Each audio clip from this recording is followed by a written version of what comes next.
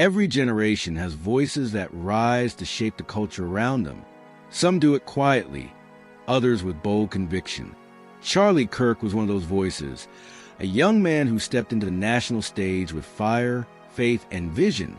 His journey from a restless teenager to a national figure reminds us that God often uses the unexpected to influence history. Today, we look at the story of Charlie Kirk, not just his politics, but the faith, the trials, and the conviction that fueled his rise. Charlie Kirk was born on October 14, 1993, in the quiet suburbs of Illinois. He was the youngest son of Robert and Mary Kirk, a family rooted in ordinary rhythms. Little League baseball games on Saturdays, school plays that brought laughter and applause, and Sunday mornings spent in the pews of a local church. On the surface, his childhood looked like that of any Midwestern boy. But beneath the surface, something stirred. There was a spark in Charlie that could not be ignored. While other children were content to simply play, Charlie asked questions that seemed too big for his age. Why do governments rise and fall? Why do some people have freedom and others do not? Why do values matter? He was not satisfied with shallow answers. He wanted truth. His parents saw this restlessness early on. He was a boy who would rather read a book than watch cartoons, who would rather debate ideas than play video games. His curiosity was not the loud kind.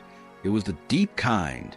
It was the type that sat quietly in the back of a classroom, but carried conversations home long after the bell had rung. At Wheeling High School, Charlie was not the star athlete who filled the stands with cheers. He was not the class president whose name echoed across hallways. Yet, he carried something more enduring, conviction. He kept books in his backpack, opinions in his heart, and debates on his lips. Politics began to fascinate him, not because of the titles on TV, but because of the ideas that shaped lives. He looked at history and asked, why did nations fall? Why did others thrive? What does freedom mean? And who gives it to us in the first place? While many of his peers spent their days dreaming of prom, parties, and football games, Charlie's mind was set on bigger things. He was already wrestling with government, freedom, and faith. And even though he did not yet fully understand it, God was already stirring something deeper in him, like young Samuel in the temple, who heard God's call in the night. 1 Samuel 3 verses 8 to 10. Charlie was being prepared. Each restless question was like a whisper, drawing him closer to a calling bigger than himself. His beginning was ordinary, but in God's hands, ordinary lives often carry extraordinary purpose. By 2010, Charlie was still just a teenager, barely old enough to drive, still walking the crowded halls of high school.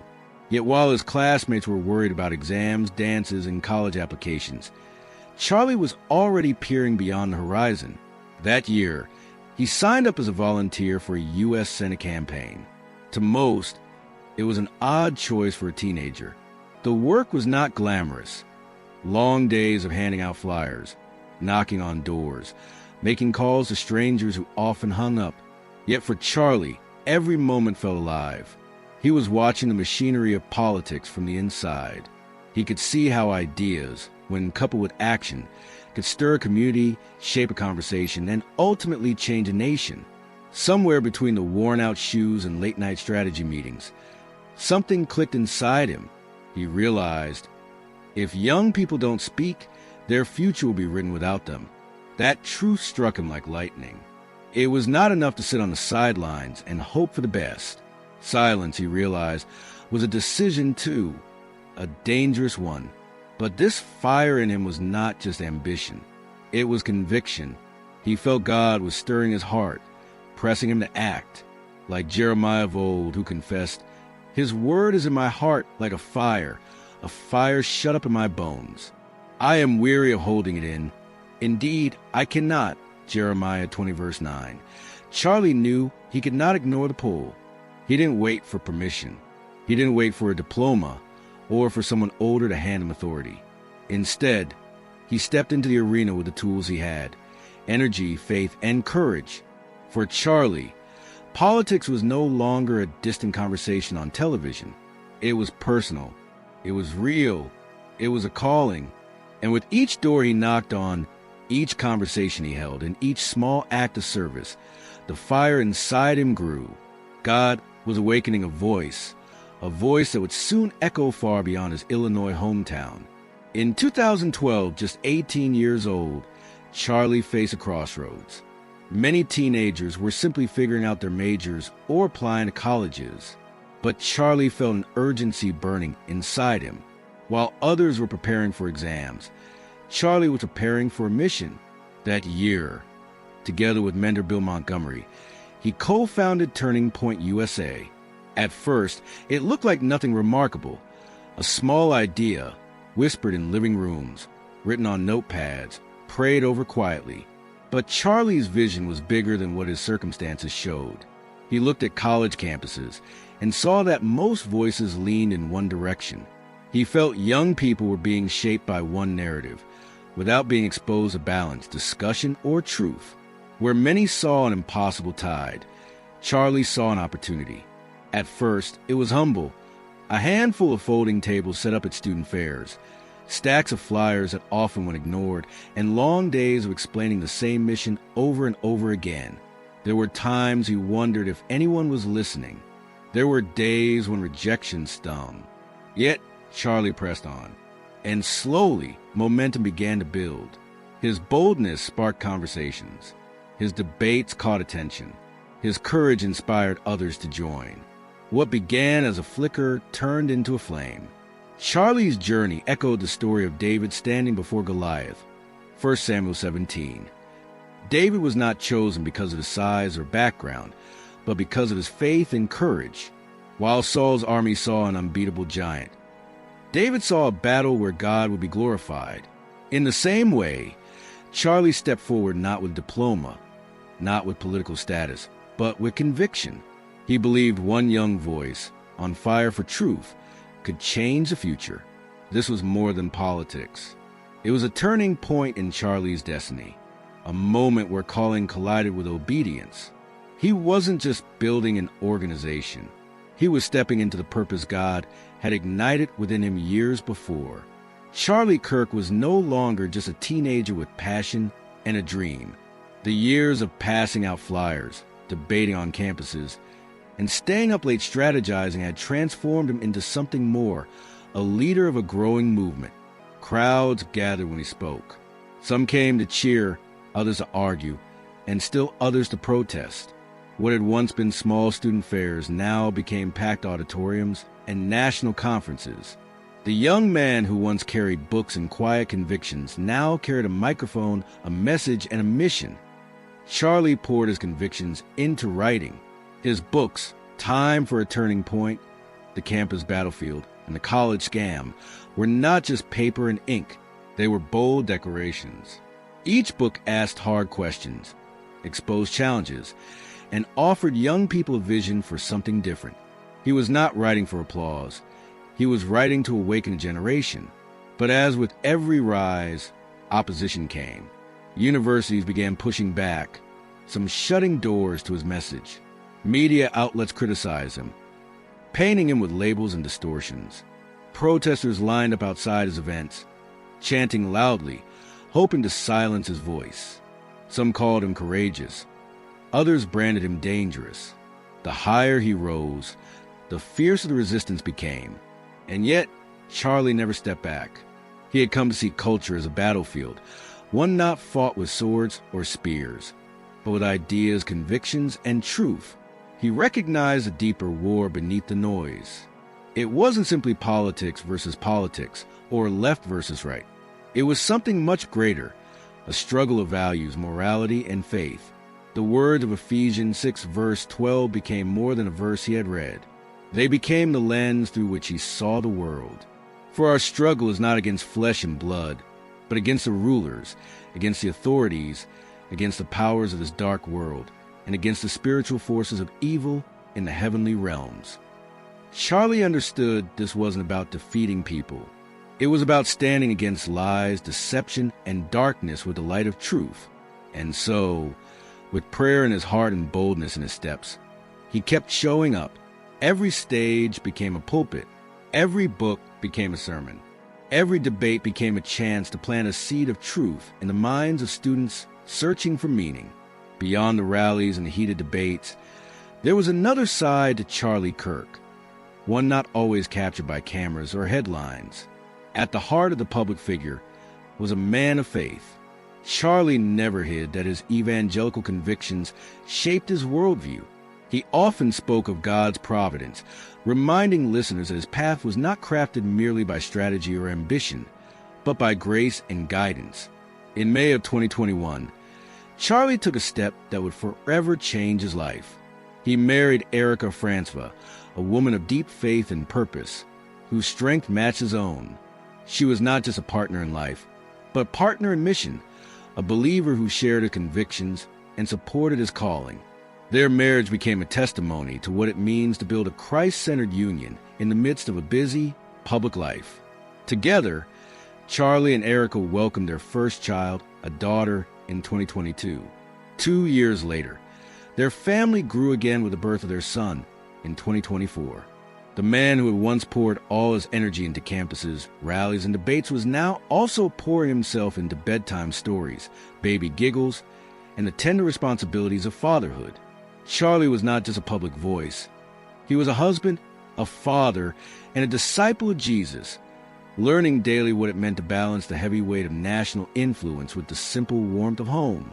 Those who knew him closely often described how his eyes lit up not just when he stepped onto a stage, but when he held his children or prayed with his wife. He often said that faith was his anchor. In interviews and conversations, he reminded others that political success or public applause were fleeting, but what mattered most was eternal. For him, Joshua's declaration became a personal mission statement. As for me and my household, we will serve the Lord. Joshua 24, verse 15. Charlie knew that platforms come and go, movements rise and fall, but the legacy of faith, lived out in the quiet rhythms of family life, would outlast them all. By the mid-2020s, Charlie Kirk's voice could no longer be confined to campuses. His radio shows reached cars and homes across America. His podcast traveled through earbuds into dorm rooms, coffee shops, and workplaces. His nationwide tours drew massive crowds, young and old, curious and committed, eager to hear his unapologetic words. To his supporters, Charlie was more than a commentator. He was a warrior for truth, unafraid to say what others only whispered. To his critics, he was a lightning rod, a symbol of polarization, someone whose words cut against the grain of cultural consensus. Yet, whether loved or opposed, one thing was undeniable. He had changed the conversation. Charlie had awakened a generation that often felt ignored. He showed young people that their voices were not just noise in the background of politics, but a force that could shape the nation's future. He reminded Christians that faith could never be safely tucked away into private corners, disconnected from culture, politics, and daily life. For him, silence was not an option. Each broadcast, each speech, each book carried the weight of conviction. He often spoke of the urgency of his calling, that believers must rise and stand firm, even when unpopular. Like Paul, Charlie lived by the words of Romans 1 verse 16. For I am not ashamed of the gospel, because it is the power of God that brings salvation to everyone who believes. And this was at the heart of his mission. For Charlie, defending truth was not just about winning debates. It was about being faithful to Christ in a generation tempted to compromise. America was divided, yes, but Charlie believed the gospel still had the power to heal, restore, and unite those who dare to believe. On the evening of September 10, 2025, Charlie Kirk stepped onto the stage at Utah Valley University. It was supposed to be just another stop on his American comeback tour, another night of questions, answers, debates, and conviction. The auditorium buzzed with energy. Students and community members filled the seats. Some came to cheer, some to challenge, but all came expecting to hear a voice that stirred hearts and rattled assumptions. Charlie walked the microphone with his usual confidence, carrying both courage and conviction.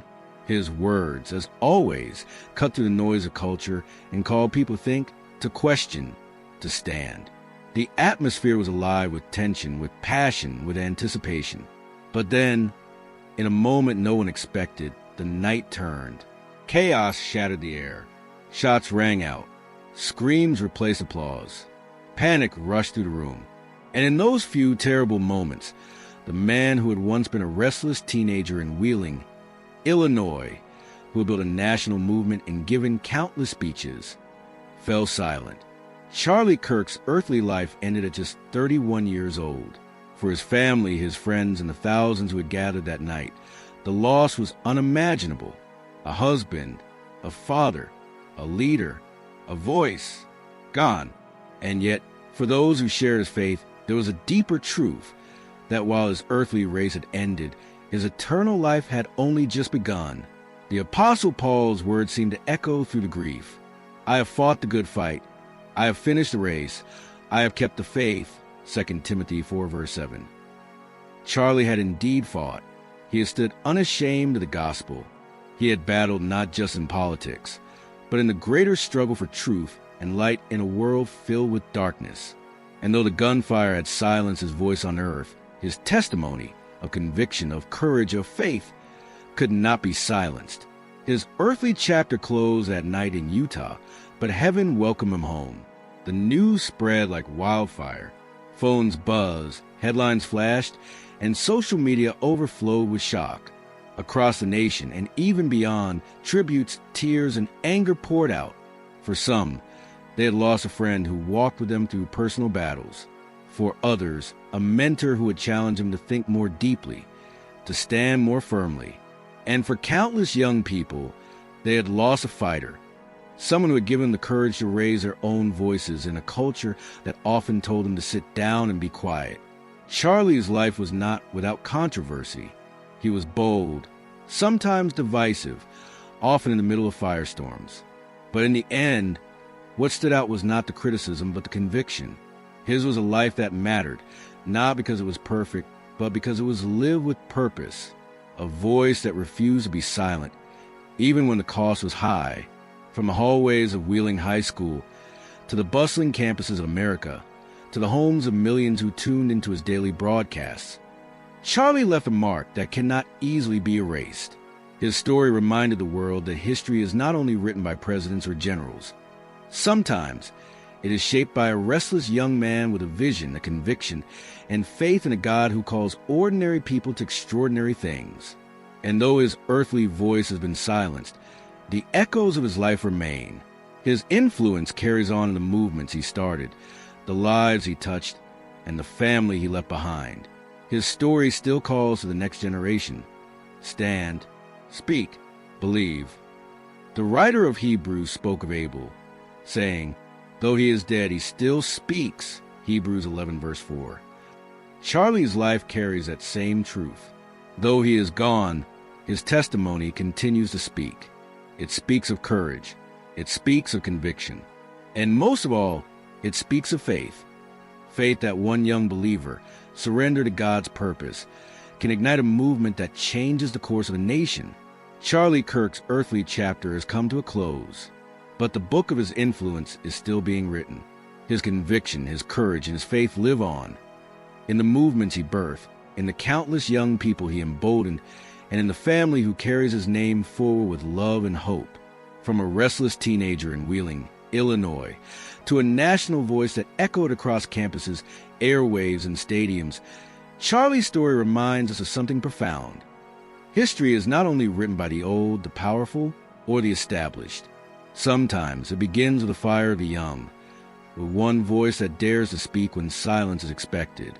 Though his microphone has gone silent, the echoes remain, echoes of conviction that truth still matters, echoes of courage that faith belongs in every corner of life, echoes of hope that one life, wholly surrendered to God, can ripple far beyond its years. As Hebrews 12 verse 1 reminds us, therefore, since we are surrounded by such a great cloud of witnesses, let us throw off everything that hinders and run with perseverance the race marked out for us. Charlie has finished his race. Now the baton is in our hands. His story is not the end. It is an invitation for us to rise, to speak, to believe, and to live with the same urgency of faith. The story continues in you, in me,